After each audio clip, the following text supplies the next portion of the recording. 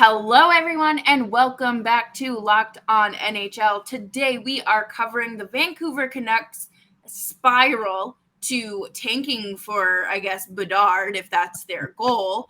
And of course, we're going to talk about Vegas's hot start and where we stand on it, and our rookies to watch for the month of November. You're Locked On NHL, your daily podcast on the National Hockey League. Part of the Locked On Podcast Network, your team every day.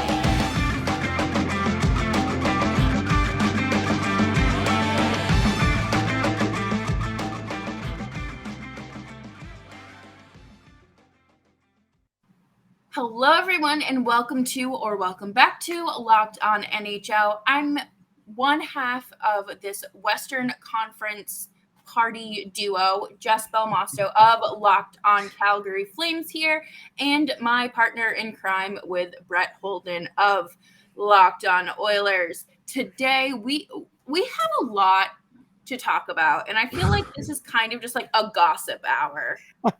So if you are listening, I hope you have a snack, have some tea. Yeah, we'll have some tea. And then if you're watching on YouTube, you can also just join the circle and start spilling with us. But, we talked last week about Vancouver, and I didn't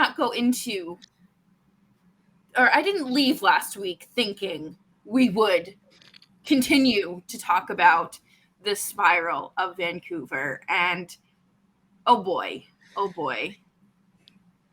It's bad. It's bad. It feels like a time of crisis, almost. And well, not almost. It is a time of crisis. I mean, every game you sit there and it's almost like the perfect Hollywood script every single time. Oh, they're up. Oh, and they've lost it again. Oh, look, they have a glimmer of hope and they've lost it again. And the Vancouver Canucks, there are a lot of questions being asked for the Vancouver Canucks, and the media, not the media, I shouldn't say, but the discourse around the team, especially up here in Canada. You feel it everywhere. The headlines all day today have been, what has to happen in Vancouver? What has to happen? What has to happen? What does have to happen?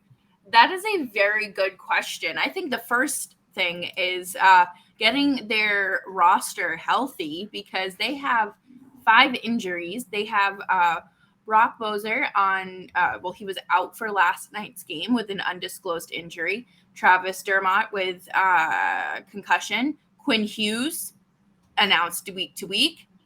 And I believe Tucker Pullman just went on LTIR with undisclosed. And then Riley Stillman is out as well. And he was out last night, and I don't like the undisclosed injuries.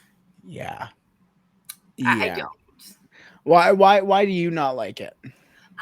Number one, I feel like it is almost a cop-out, not for the players, but I feel like for the there's a serious lack of transparency there. And I could be out for an undisclosed reason because I have a nasty bruise and I can't move my wrist right to shoot the puck. Or I have yet another concussion that could end my career. Sure. There's no transparency. It leaves fans wondering. There's no glimmer of hope for when this player might be back and when this roster could be back to full strength. Fair enough. No, fair enough. And the thing is everybody you mentioned are defensemen. They have, that's right. Their entire defense core is torn up. They traded for Stillman because of the injuries, and now he's hurt.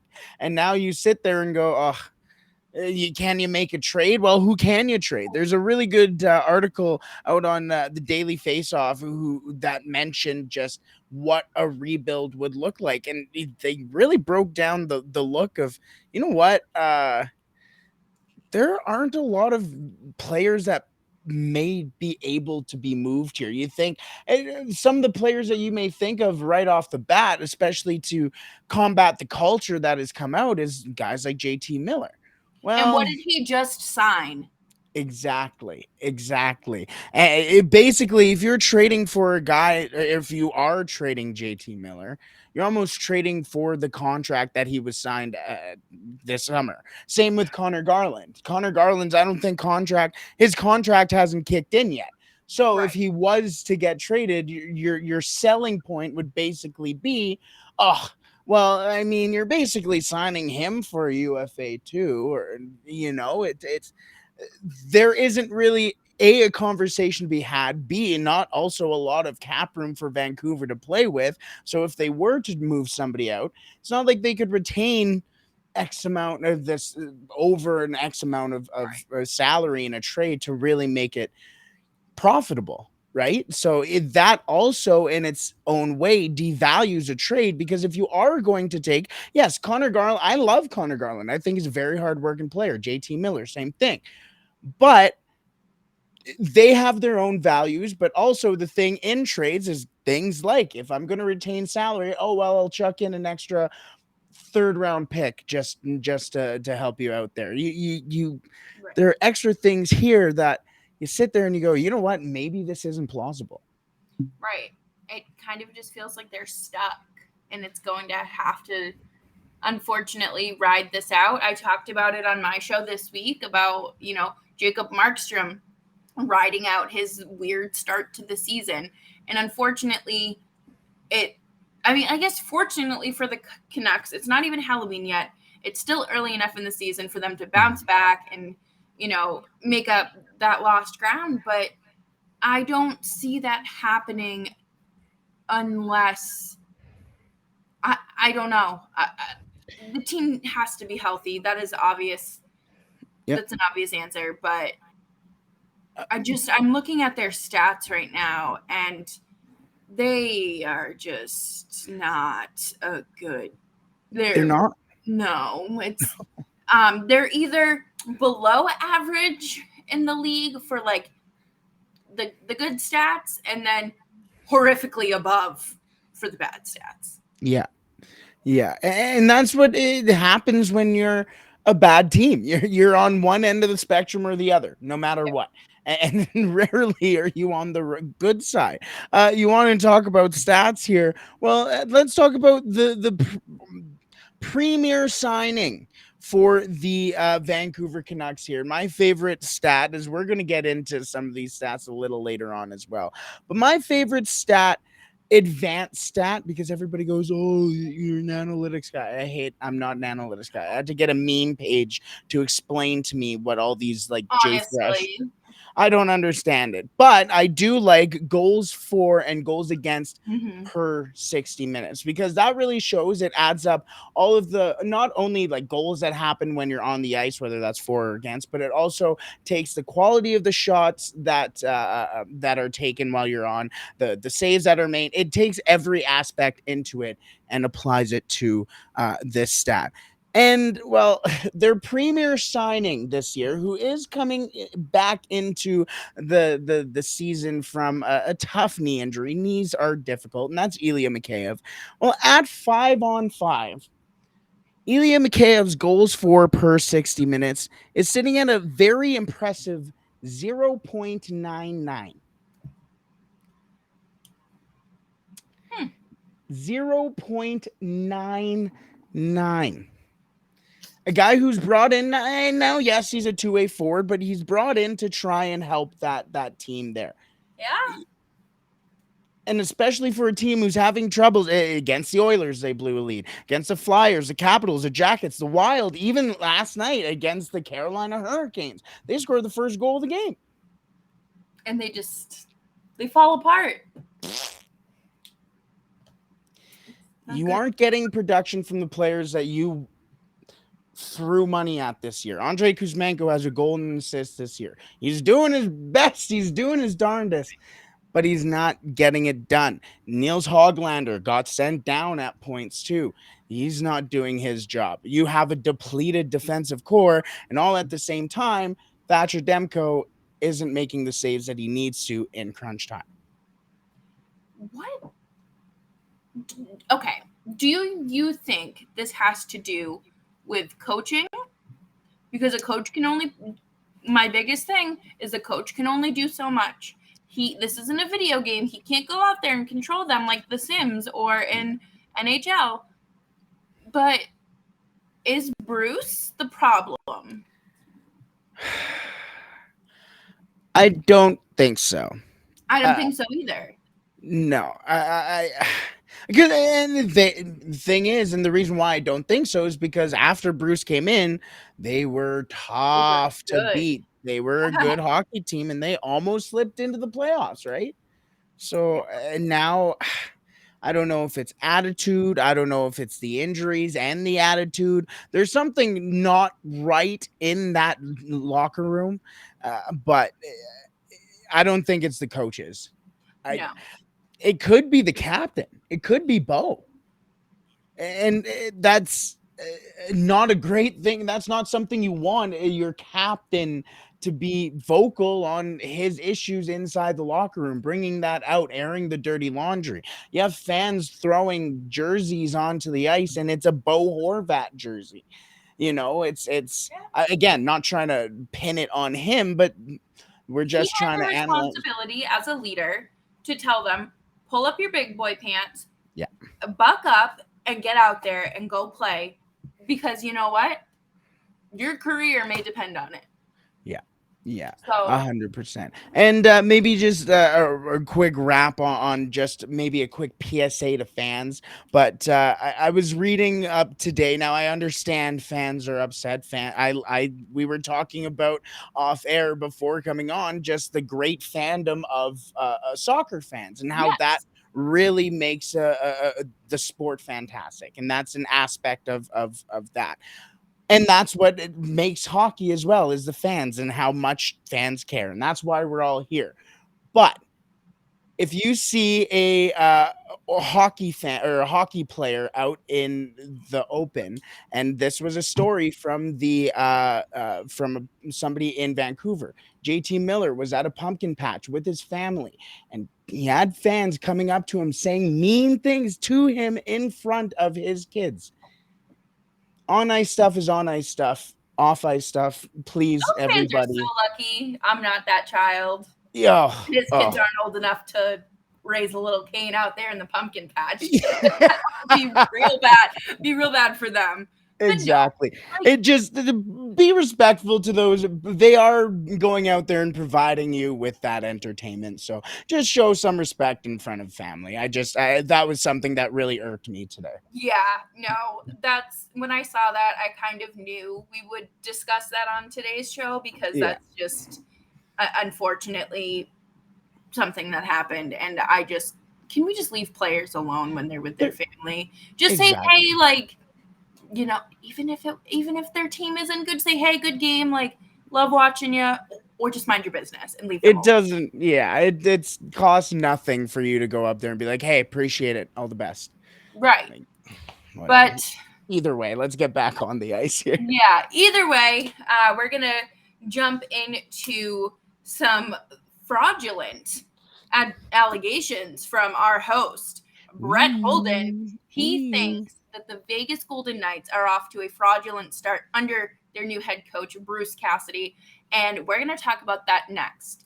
But our next partner has a product that I use every day, and I started taking AG1 because I have really bad gut problems. I just look at food, and my digestive tract is like, don't do anything. But with AG1, it is a great way for me to keep that in line, as well as get the high quality minerals and whole foods that I need and probiotics that I need to keep everything in line and keep my immune system in check. Athletic Greens has over 7,000 five-star reviews, and they are recommended by professional athletes, and they are trusted by leading health experts. And, it's backed by science, people. And I think that it's great because you are investing in an all-in-one nutritional insurance. Like I said, it helps with energy, helps with your digestion, stomach, mental clarity, alertness, and of course, your immune system. And to make it easy, Athletic Greens is going to give you a free 1 year supply of immune supporting vitamin D and 5 free travel packs with your first purchase. All you have to do is visit athleticgreens.com/locked on, /NHL network. And again, that is athleticgreens.com/NHL network to take ownership over your health and pick up the ultimate nutritional insurance. Thank you, everyone, for sticking with us on this fine Tuesday. And make sure you are subscribed to Locked On NHL, but also head on over to Locked On Vancouver Canucks for their take on what's going on, and as well as this next team, Locked On Vegas Golden Knights. Would you like to start, Brett? Because I feel like you might be able to sell our listeners on this. You know what? And I believe we talked about the Vegas Golden Knights after opening night for them as well. They had a big win against the Los Angeles Kings, one that ended up seeing Sean Durzi become a healthy scratch for Brandt Clark for his first NHL game because of a mistake made by Sean Durzi late in the game. And you sat there. You know what? Los Angeles is a good hockey team. I like Los Angeles. I like a lot to do with Los Angeles. And I sat there and I went, that's a good win by a team that needs a good win. 100%. And then they keep going, and now they're at a 5-2 record. They beat Chicago. They beat Seattle. And they beat Winnipeg. They've also beaten a team that's gotten off to kind of a shaky start and a lot of turmoil inside with the Toronto Maple Leafs. And their 2 losses so far have come up against the Stanley Cup favorite in the Calgary Flames and the defending Stanley Cup champions, the Colorado Avalanche. You can only beat what's in front of you. And 2 of the times that they've had teams in front of them, they've had contenders. They've had teams who are a real test. And they failed both of them. Yes, they were both 3-2 1-goal hockey games. The score was 3-2, and they were 1-goal hockey games. But they still didn't win. No, and they allowed Calgary to score 3 unanswered goals. Exactly. These little things, they are. Jay Woodcroft for the Edmonton Oilers said yesterday, and it was something that I really enjoyed, and that's kind of sticking with me ever since, was he got a question about outcomes of games, and like he said to I forget whoever threw the question out, he said, "You're going to the outcome, I'm worried about the process." Hey, I like that. 5 wins, 2 losses, outcomes are pretty decent for you. But you have to look at the process as well. Los Angeles could go either way at the start of the season. Chicago, not the best team in the league, has had a decent start. We were talking about before as well. But Max Domi's on their first line.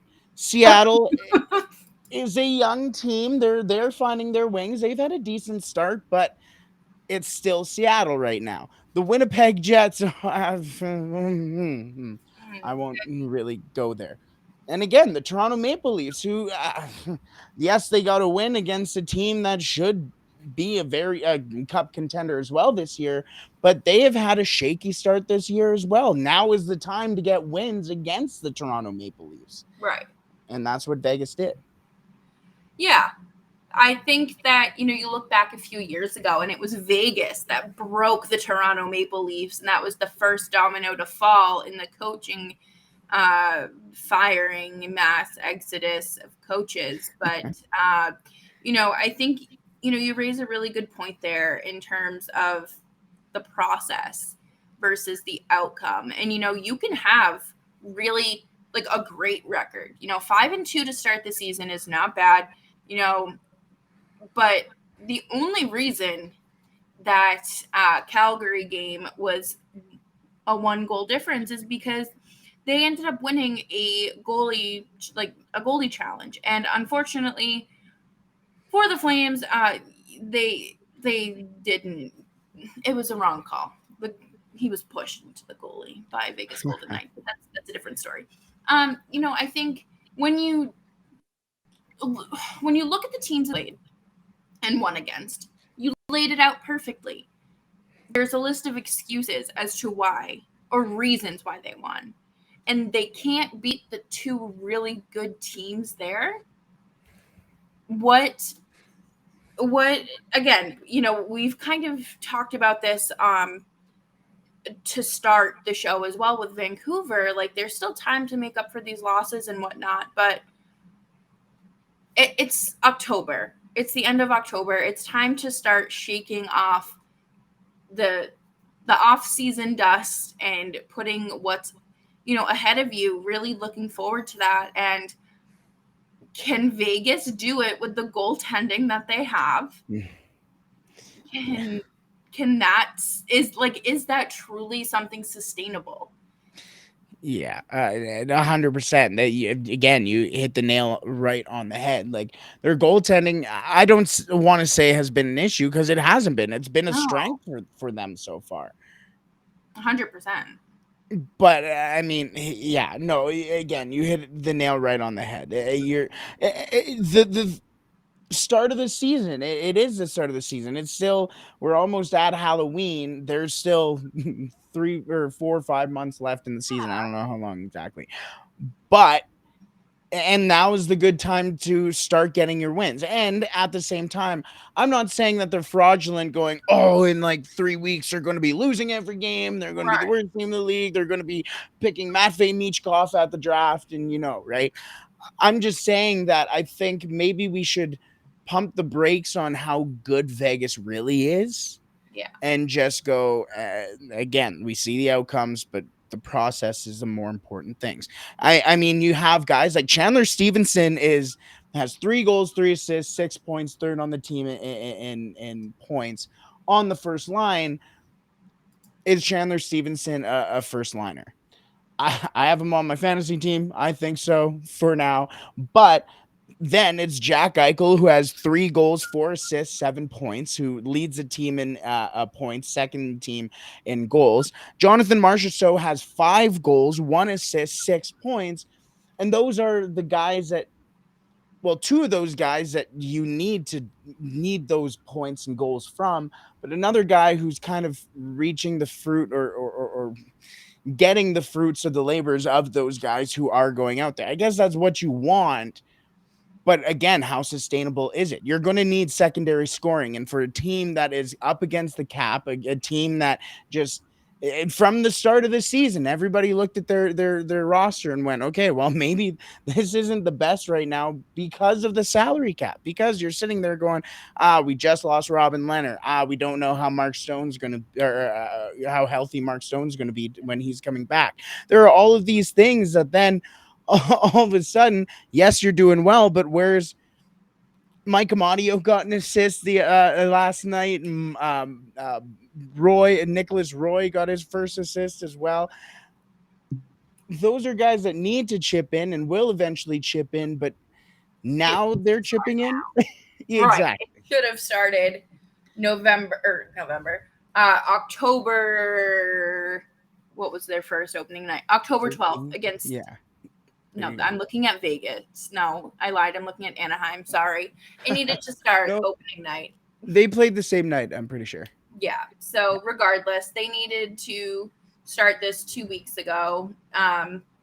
It is unfortunate to be looking at, to be dissecting a team like this early, but at the same time, you got to look at where it is. Yeah. I think that, if you have an easy schedule to start and you have a better roster, then yeah, of course you're going to go out there and win. But totally. Sorry, and just in the same breath, it just you can also in saying that you got to respect the process over the outcome, Mhm. you can also take a look at those games, and inside those games you can see, okay, we did these well. We Right. transitioned the puck well. We entered their zone well. We didn't get a lot of exits out of their zone. We let them enter our zone too easily. That's also the process within the outcome as well. Right. So then, yes, you can then tinker, and we talk a lot about Bruce Cassidy as well, and his process for those. So again, I'm not saying that I think this 5-2 start will then become a 5-73 season or Whatever it whatever. is. Not good at math, yeah, but uh, I'm just saying that we need to catch, and like you said, it's early in the season, so there's a lot that still needs to happen. But you're gonna have to need to start. Those are all synonyms, but you have to start identifying those flows and rhythms Right. in stretches of games, because that is what the season is. You ebbs and flows. So Right. And you know what? We'll probably talk about it more, around Thanksgiving time, yeah, American Thanksgiving, and then of course like the All Star break. We'll do check-ins and whatnot, but like, is the 5-2 record sustainable? right. Is the process that they have going for them right now sustainable? And Bruce Cassidy is one of my favorite coaches, and I want to see what he's able to get out of this very talented roster, and what he can squeeze out of his little goalies there until, if Robin Leonard comes back. But I think that they might find themselves in a situation like our good friends in Vancouver. Obviously not losing, but there could be some turmoil there down the road. But we do get to look ahead at something very exciting. Obviously, like Brett mentioned earlier in this segment, it's all about what's ahead of you. You can only look at what's ahead of you. And we're going to talk about some rookies that you need to watch in the month ahead of November coming up next. This is a fun idea. I think that this is, it puts a player on a good, you know, pedestal, puts Mhm. them on under the spotlight here at Locked On NHL. And obviously, go listen to the respective shows of the rookie that we're going to talk about. Brett, do you want to start? Yeah, I do want to start. And I feel like after the one that you have, mine feels almost kind of boring here. But mine feels like the layup, so I'll go first. Yes, no, my rookie to watch over the next month is the guy who has really stepped up in his on his respective team, at least offensively. He came in, he's had some spurts on and off with the big club, has spent more time over the last couple of years in the AHL, but now he's getting full-time minutes with the Minnesota Wild on their back end, and that is Kalen Addison. 6 assists so far for Kalen Addison, All right. and the All right. impressive number is, because remember, Jess, I mentioned my favorite quote-unquote advanced stat being those goals for per 60 minutes. Well, Kalen Addison, in his first full season in the NHL so far, currently is sitting 26th in the entire league amongst players who have played at least 40 minutes, which is about 3 games. So I'm consistent listening. players. He sits 26th in the league with goals for per 60 minutes at a 6.3. Now, the flip side, why I also want you to watch this kid is because he is currently sitting with a plus minus of a -7, so a -7. And talking about that advanced stat, we have a goals against per 60 minutes of 7.15, which is good for sixth in the entire NHL. Excuse me, sixth worst in the entire NHL. So that's why I want you to watch Kalen Addison to again, he's on the power play unit for the Minnesota Wild. He has been producing wherever he can and whenever he can with those 6 assists. And when he's on the ice, he is the 26th most effective player on try with goals 4 per 60 minutes. In the same breath, a team that has been struggling, has obviously been on the ice for a lot of goals at 5-on-5, and at the same time is on for a lot of goals with that -7. He's playing at an average of 17 minutes and 32 seconds per game. So there's a lot of time to watch him. Yeah. And that is one heck of a team to be putting up points for, because I think that they need them a lot. They had a brutal game. I think it was against LA, where it was like a 7-6 game and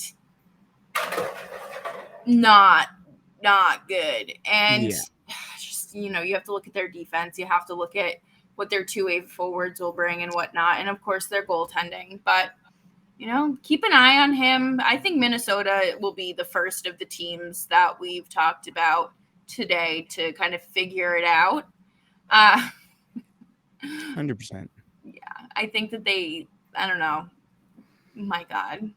Well, and like you said, and we'll get to your rookie in a second, but you mentioned their defensive core, and you have Matt Dumba on the third pairing. You have pairings of Jacob Middleton and Jared Spurgeon, Jonas Brodin, Kalen Addison, and he's playing technically second pairing minutes over Matt Dumba, who's paired up with John Merrill. Those are fantastic defensemen. Then you have guys like Joel Eriksson Ek is on the third line for the Wild. Ryan Hartman as well is on the third line for the Wild. Ryan Hartman, I believe off the top of my head, had 33 assists, if I'm not mistaken, from last season. Matt Boldy, Marco Rossi, who is a potential Calder Trophy finalist this year, is on their second line. And Marcus Foligno, if you watch him fight, it's fun. That's like, they are an exciting team, and they have all the pieces. It's just putting it all together.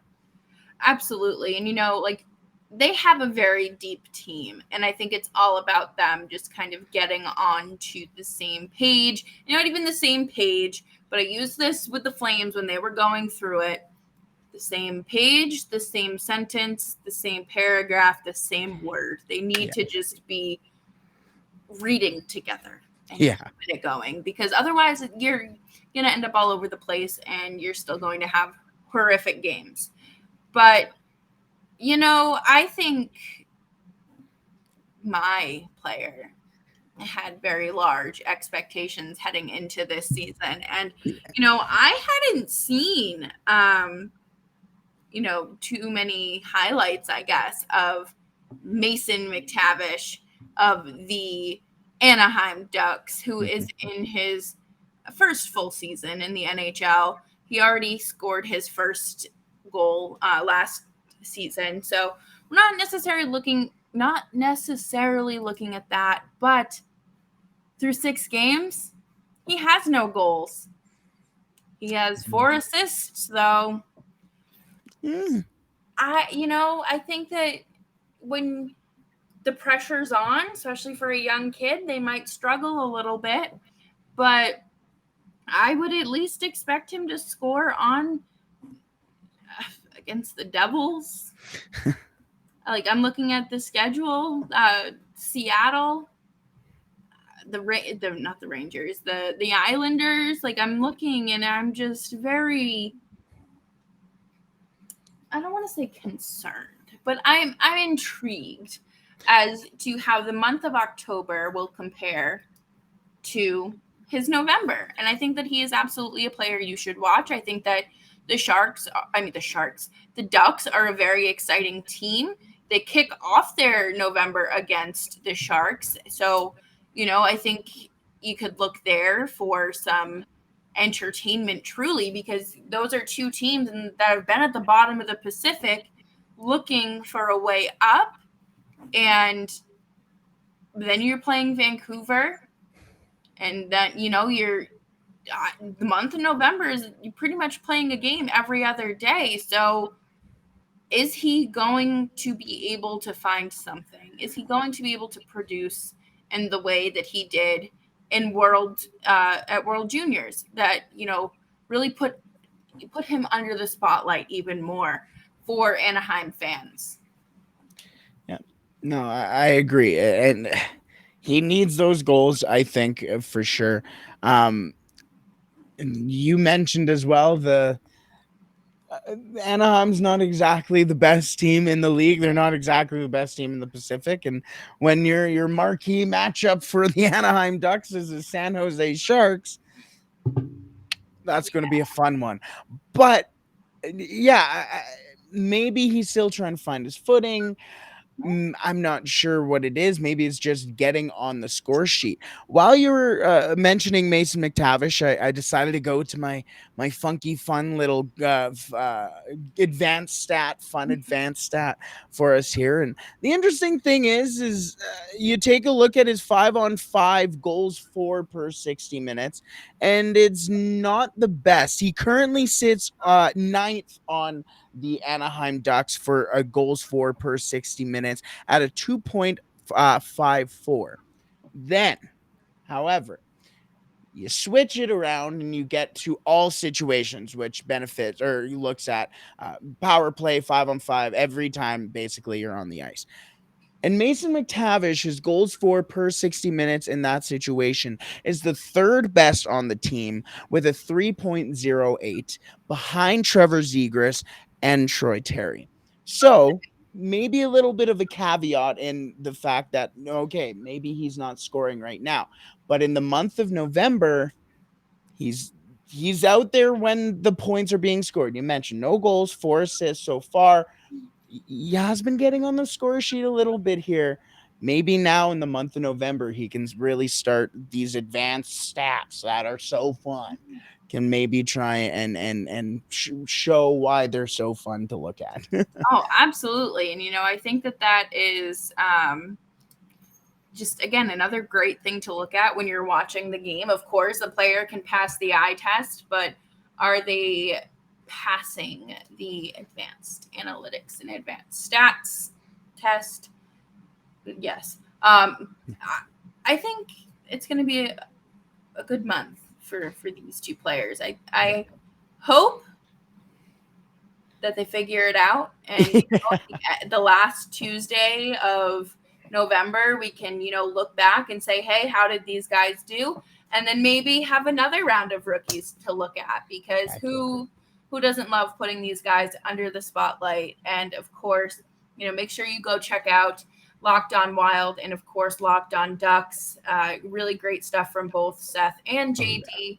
And you can't get enough of those stats. I think that they're so fun. Yeah. I can't. You don't ask me to solve for them, but I can find them and tell you what they mean. And that's what matters. And also the other thing too about the rookies, especially in the Western Conference, there are a lot of Western Conference rookies, but B, a lot of Western Conference rookies that are really doing something out there. Matty Beniers, Kent Johnston as well. There are a lot of guys out there, a lot of rookies out there to really watch in the Western Conference. So we'll have a lot of rookies to talk about in the future here, Jess. Oh, absolutely. And it's always nice to check in on them, see what they're contributing to other teams. Hey, especially in the Pacific Division, you never know. And it's always fun, especially because these are the guys that, we see the most, I would say. And you never know what you're going to get if you don't know what you're looking for. So I haven't even mentioned Shane Wright. Right. I have to give my Oil Kings some love. You got the Dylan Gunther over in Arizona too, and you also got Jake Neighbors in St. Louis. So got to mention them. Sorry. Of course. No need to apologize. But Brett, do you have anything else you want to add before we wrap up today's show? No.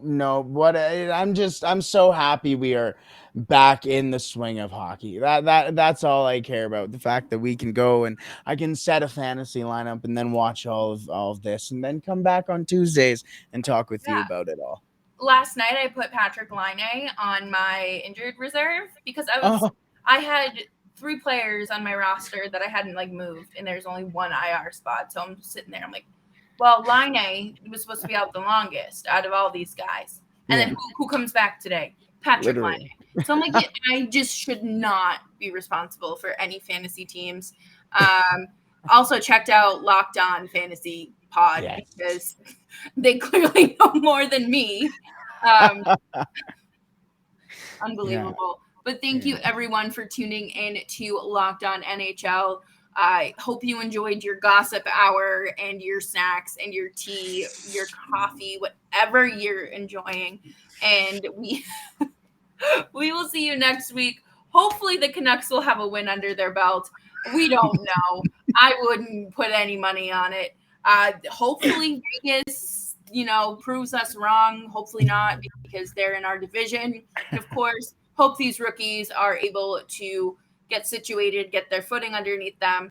And as always, make sure you are subscribed to Locked On NHL wherever you get your podcasts. You can follow us on Twitter. I'm at Jess Belmosto, and Brett, I'm going to let you say yours. Yes, I am at the real Holden 40, just on every social media platform. No fun ones today. I couldn't think of a fun one. No.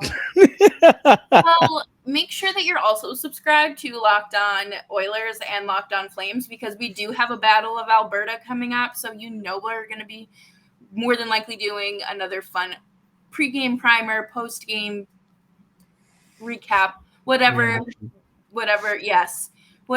the weather calls for, we'll do it, right? So thank you, everyone, and we will catch you next week. And make sure you tune in tomorrow for the Eastern Conference. Eastern Conference Wednesday doesn't have the same ring to it, but we'll figure it out. All right. See you guys later. Peace.